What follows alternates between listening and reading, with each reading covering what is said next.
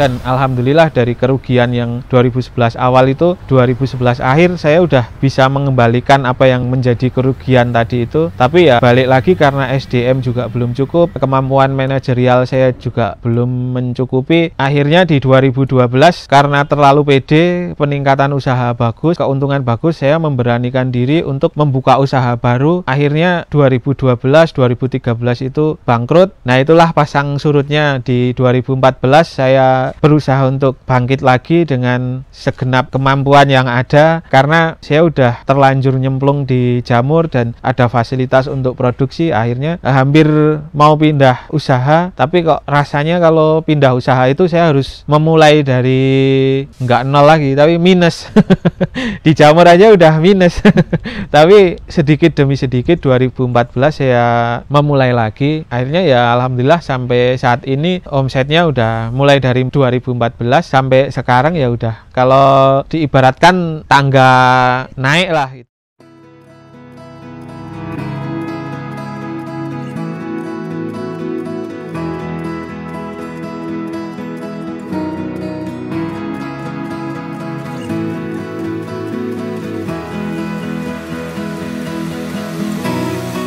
Oke, Assalamualaikum warahmatullahi wabarakatuh. Perkenalkan, nama saya Nurdin Santosa, pemilik dari Tejamur Jogja. Tejamur Jogja beralamat di Soko Martani, Merdikorjo, Tempel, Sleman, Yogyakarta. Untuk budidaya jamur ini kami mulai sekitar tahun 2009, kemudian berkembang sampai sekarang ini. Saya dulu awalnya juga iseng-iseng atau nggak sengaja sih sebenarnya. Sebenarnya saya basicnya bukan di pertanian, tapi di dunia peternakan. Tapi melihat potensi di pasar, kemudian dari resiko-resiko yang harus ditanggung, itu saya memilih jamur dengan alasan karena jamur itu kita nggak bergantung dengan pabrik. Contohnya pakan, bibit, itu kita bisa menentukannya sendiri. Sampai ke pasar pun juga kita bisa menentukan sendiri. Akhirnya saya memilih untuk usaha jamur. Produk yang dijual di Tejamur Jogja, awalnya kita hanya fokus di budidaya jamur. Kemudian dengan seiring berkembangnya waktu, kita tambah juga produk yang lain. Pertama dulu kita memulai memberanikan diri untuk membuat media backlog atau media tumbuh jamur sendiri. Kemudian kita budidaya sendiri. Kemudian juga banyak petani-petani yang datang untuk membeli media kami. Petani juga berkembang, akhirnya mereka meminta untuk beli bibit F2. Kami juga akhirnya produksi bibit F2 sampai berkembang. Kemudian kita juga menyediakan bahan bakunya mulai dari plastik, cincin, dan lain sebagainya. Sampai akhirnya kita juga berkembang karena jamur itu salah satu pertanian yang mungkin jarang atau belum banyak yang bergelut di sana. Akhirnya kita juga mengadakan pelatihan dan edukasi.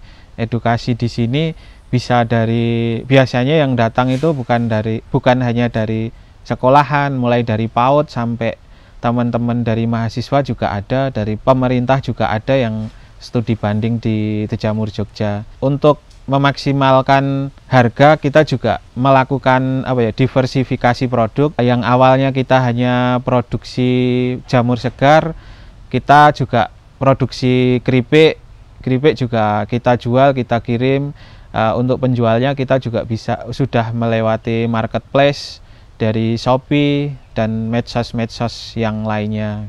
Dulu kami produksi cuma jamurnya aja, jadi backlog itu kita hanya beli, kemudian berkembang, kita budidaya banyak dan memberanikan diri untuk produksi backlog sendiri. Kalau untuk ilmu produksi backlog ya, pertama dulu ada yang ngajarin tetangga itu, cuma ya mungkin belum expert, kita sama-sama belajar sih itu. Setelah itu saya memberanikan diri untuk produksi sendiri dan ya otodidak, walaupun jatuh bangun tetap kita coba, akhirnya kita bisa menemukan formulasi bagaimana backlog yang bagus, terus proses yang benar itu seperti apa. Ya alhamdulillah sampai sekarang kita produksi backlog ya udah lumayan banyak dalam setiap bulannya. Produksi backlog itu tidak sesederhana yang dibayangkan ternyata. Jadi mulai dari pemilihan bahan baku, terus proses pencampuran, packing, sterilisasi, pembibitan, itu masing-masing harus kita, dari kesalahan-kesalahan yang sudah kita lalui, akhirnya kita melakukan evaluasi, ya studi banding. Mulai yang saya lakukan itu mulai dari Jawa Timur ke Jawa Barat, itu ke senior-senior yang sudah lebih dulu sukses, kita datengin bagaimana sih cara produksi backlog yang paling tepat gitu. Nah, dari studi banding yang kita lakukan, ternyata masing-masing daerah itu mempunyai caranya masing-masing. Cuma ada, kita harus menemukan basic cara yang paling tepat itu seperti apa. Nah, dari situ kita simpulkan dan kita sudah menemukan formulasi backlog yang benar. Terus cara sterilisasi itu juga kita lakukan dengan, kalau yang di tempat kami itu kita dengan suhu 100 derajat, kemudian ditahan sekitar 2-3 jam seperti itu. Terus nanti untuk pembibitannya juga kita lakukan di tempat yang steril atau sudah kita sterilisasi dengan sabun, bisa dengan formalin seperti itu, supaya backlog itu tidak ditumbuhi jamur lain selain jamur yang kita inginkan. Contohnya misalnya kita pengen jamur tiram, ya yang tumbuh hanya jamur tiram, misalnya kuping, ya yang tumbuh hanya jamur kuping aja. Cuma ya sampai saat ini kita belum bisa sampai 0% kegagalan. Di setiap produksi itu tetap kita ada toleransi kegagalan. Jadi sekitar 5% untuk setiap produksi. Jadi misalnya sudah sampai di atas 5%, itu kita evaluasi lagi pos-pos mana yang harus kita evaluasi. Kalau awal-awal yang namanya pemula ya sedikit, mungkin per hari itu cuma bisa 100, 200 gitu. Itu awal mulanya. Terus kita kembangkan lagi sampai ke sekitar 320 per hari. Kemudian permintaan juga nambah lagi, kita naikkan lagi di 1200 per hari. Kemudian sampai saat ini kita produksi maksimal 4000 per hari untuk saat ini. Untuk budidaya jamur dulu awalnya cuma sedikit, cuma 500 backlog. Kalau 500 backlog kemudian kita pelajari, kemudian kita tambah lagi sampai ke 3500, baru permintaan naik lagi, kita tambah sampai sekitar 20.000. Kalau sekarang kapasitas total itu sekitar 220.000 backlog untuk panennya. Jadi kapasitas itu bukan untuk budidaya semua, tapi sebagian itu untuk inkubasi. Jadi inkubasi itu untuk menunggu sampai backlog putih separuh atau sekitar 50-70%, baru nanti kita kirim ke petani. Kalau untuk yang di budidaya sendiri, kami sekitar 130-an backlog, 130-an ribu backlog. Kalau untuk panen jamur itu kita nggak bisa fix. Jadi setiap hari kemungkinan beda, tapi kisaran untuk panen itu sekitar 150 kilo sampai 400-an kilo per hari. Jadi jamur itu kita mau budidaya itu harus persiapan pasar dulu. Jadi sebenarnya potensi pasar itu masih sangat besar. Cuma kita juga terkendala atau ada keterbatasan panen. Jadi kita sebenarnya mau nyari pasaran sampai 600-700 kilo per hari pun bisa, cuma ada yang membatasi, yaitu jumlah panen yang kita miliki itu kan sekitar 150 sampai 400-an. Jadi saya ya pemasarannya hanya segitu. Kalau untuk pemasaran itu kita lakukan kita udah diambil, cuma jamurnya larinya ya ke Magelang, ke wilayah Jogja, Klaten, Wonosari, itu aja yang untuk jamur segarnya itu. Kalau di Jogja kebutuhan pasar ya sebenarnya masih sangat besar. Saya pastinya nggak tahu, tapi mau dimasuki 500 kilo dari saya sendiri. Mungkin ada petani-petani yang lain, saya nggak tahu jumlah panen mereka berapa. Cuma saya masuk di pasar itu sampai 500 kilo pun pedagang itu saya tanya masih bisa naik lagi. Misalnya ditambah 30% gitu, sebenarnya masih bisa nambah. Ini sekarang baru proses saya menaikkan kapasitas panennya, tapi belum terlaksana, baru proses persiapan kandang dan persiapan produksi backlognya. Kalau untuk pemula itu ada yang perlu dipersiapkan dan dipertimbangkan. Mungkin satu, kalau baru sedikit misalnya 500 backlog itu langsung budidaya aja nggak masalah. Cuma kalau misalnya pengen yang lebih itu mungkin awal mulanya 500 aja dulu, maksimal 1000. Kemudian dipelajari proses budidayanya dan proses penjualannya. Jadi kita bisa mendata, contohnya misalnya di kecamatan A ada pasar apa aja, misalnya pasar ABCD. Nah, kita datangi aja. Itu pasar ABCD itu pasti ada bakul sayurnya atau pedagang sayur. Nah, kita tanya per hari beliau-beliaunya itu butuh jamur berapa. Nah, nanti baru kita setelah ada angka misalnya kebutuhan total mereka 50 kilo. Nah, nanti kita bisa mulai budidaya sedikit dulu aja, misalnya 1000 atau 500 kita pelajari, kita jual ke pasar. Nah, nanti seiring berjalannya waktu kita sudah bisa menyimpulkan atau sudah tahu caranya lah budidaya itu, kemudian baru kita naikkan kapasitasnya, nanti nambah pasar. Karena untuk pemula mungkin saya juga dulu awalnya juga pemula, jadi belum tahu apa-apa.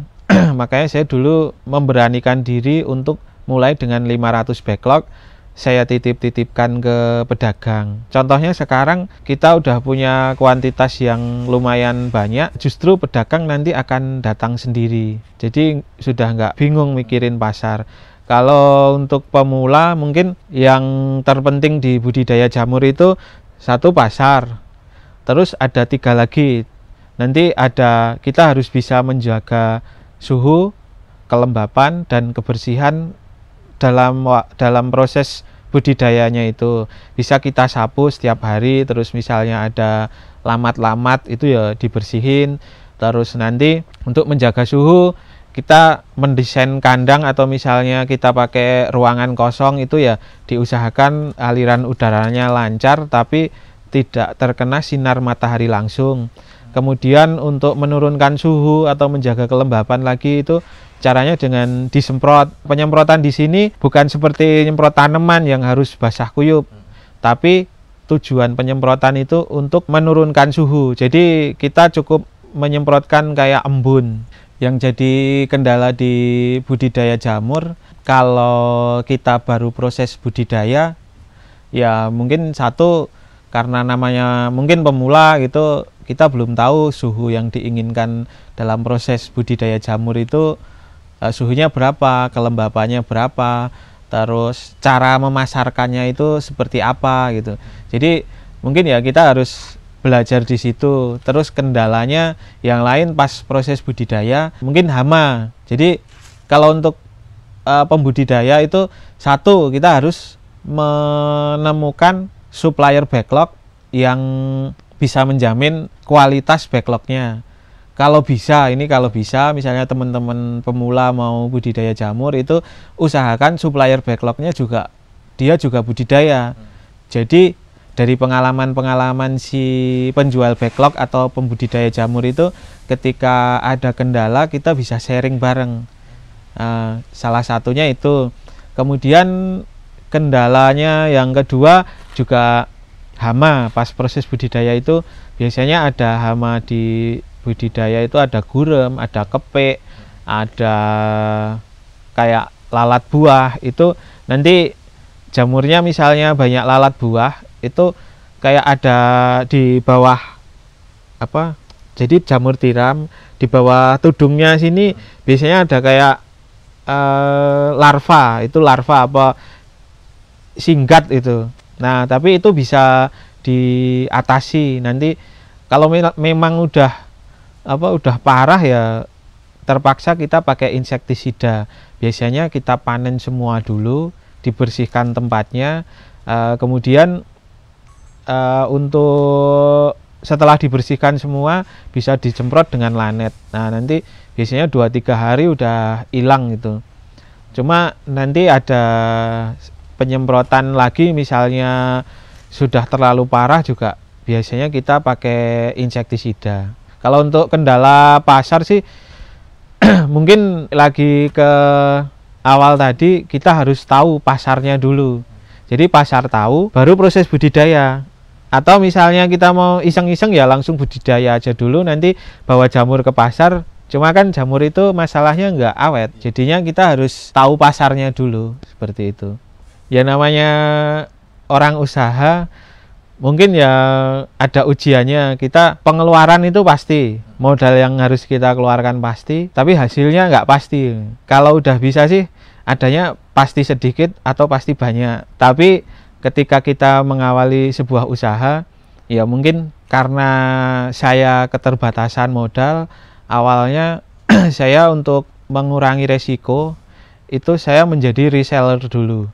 Jadi awal mula saya membangun usaha itu paling modalnya sekitar 1 jutaan itu. Kemudian memberanikan diri, ada pinjaman dibantu orang tua itu 5 juta. Nah, dari situ saya mengembangkan sedikit demi sedikit dengan cara saya menjadi reseller. Dulu itu saya reseller sate jamur. Waktu kuliah itu jadi teman-teman saya bawakan sedikit, saya suruh nyoba, kemudian teman-teman pada pre-order, dia bayar dulu, kemudian saya bayarkan ke produsen sate jamurnya itu.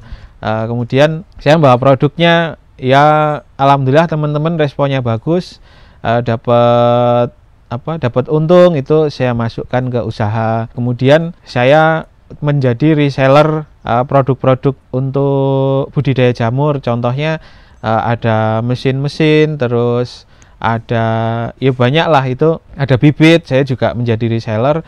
Padahal saya nggak bisa produksi, saya hanya memfoto, kemudian saya posting, banyak konsumen. Nah dari situ saya mendapatkan untung. Kemudian keuntungan itu nggak langsung dinikmati, tapi saya masukkan atau di reinvest, jadi untuk membangun usaha yang lebih besar lagi.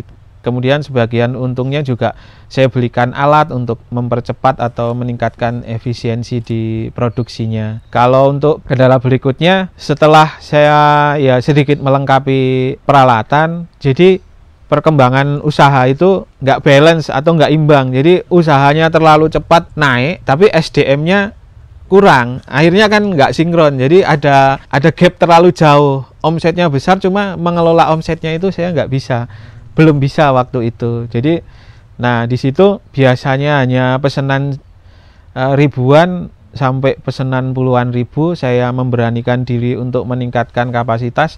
Akhirnya banyak yang gagal, banyak yang terkontaminasi seperti itu. Nah dari situ juga itu sekitar tahun 2011 awal. Kemudian saya evaluasi lagi apa yang salah, apa yang harus diperbaiki. Itu pertengahan 2011 saya mulai lagi, dan alhamdulillah dari kerugian yang 2011 awal itu 2011 akhir saya udah bisa mengembalikan apa yang menjadi kerugian tadi itu. Tapi ya balik lagi karena SDM juga belum cukup, kemampuan manajerial saya juga belum mencukupi. Akhirnya di 2012 karena terlalu pede, peningkatan usaha bagus, keuntungan bagus, saya memberanikan diri untuk membuka usaha baru. Akhirnya 2012, 2013 itu bangkrut. Nah itulah pasang surutnya. Di 2014 saya berusaha untuk bangkit lagi dengan segenap kemampuan yang ada, karena saya udah terlanjur nyemplung di jamur dan ada fasilitas untuk produksi. Akhirnya hampir mau pindah usaha, tapi kok rasanya kalau pindah usaha itu saya harus memulai dari nggak nol lagi, tapi minus. Di jamur aja udah minus. Tapi sedikit demi sedikit 2014 saya memulai lagi. Akhirnya ya alhamdulillah sampai saat ini omsetnya udah mulai dari 2014 sampai sekarang ya udah, kalau diibaratkan tangga naik lah, seperti itu ya. Semoga aja ke depan bisa terus bertumbuh dan bertahan gitu. Dari kegagalan-kegagalan yang sudah dilalui ya mungkin ternyata saya masih kurang ilmunya, kurang sabarnya, masih terlalu ambisius gitu.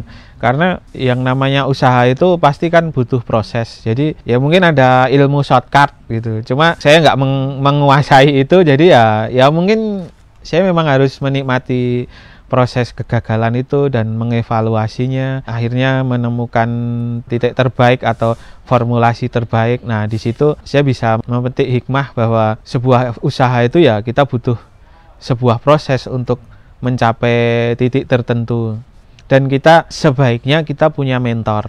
Mentor itu yang akan membimbing kita bagaimana kita harus melangkah, kemana kita harus melangkah, sampai kita mencapai sebuah titik yang kita inginkan. Dan tidak lupa kita juga harus meminta doa orang tua, terus doa mungkin pasangan kita atau istri kita, seperti itu. Jadi ketika semua itu udah sinkron ya udah. Ya alhamdulillah sampai saat ini saya menikmati sebuah proses yang sangat saya syukuri sampai saat ini, walaupun kita juga nggak boleh berpuas diri hanya mencapai pencapaian pada satu titik ini, karena masih ada masih ada rencana-rencana lain yang harus saya jalani. Salah satunya pengen membuat sebuah integrated farming. Jadi dari bekas backlog itu bisa kita manfaatkan lagi. Contohnya misalnya plastiknya mungkin bisa kita destilasi menjadi minyak.